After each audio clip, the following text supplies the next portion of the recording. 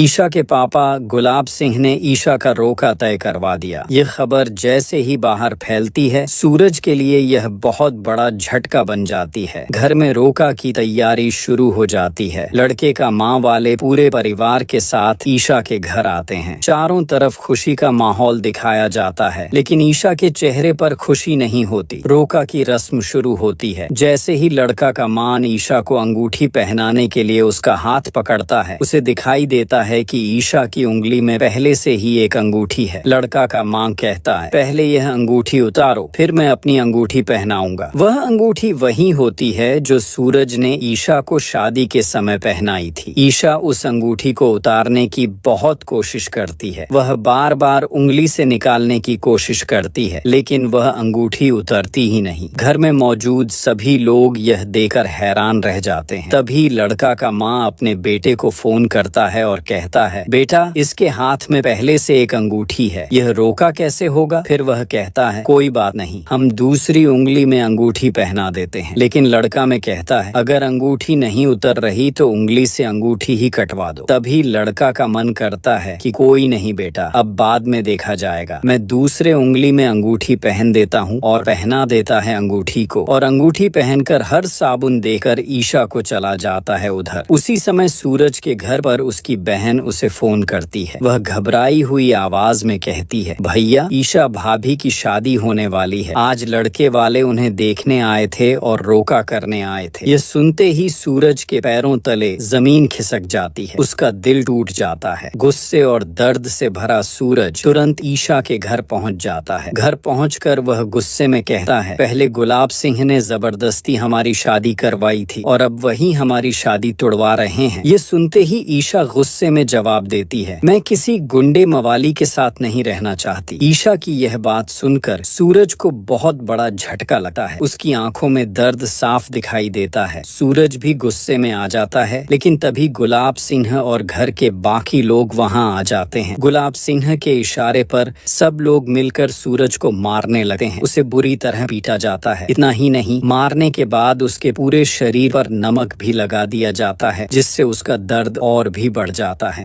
सूरज दर्द से तड़पता रहता है। ईशा यह सब खड़ी होकर देखती रहती है, लेकिन कुछ नहीं बोलती।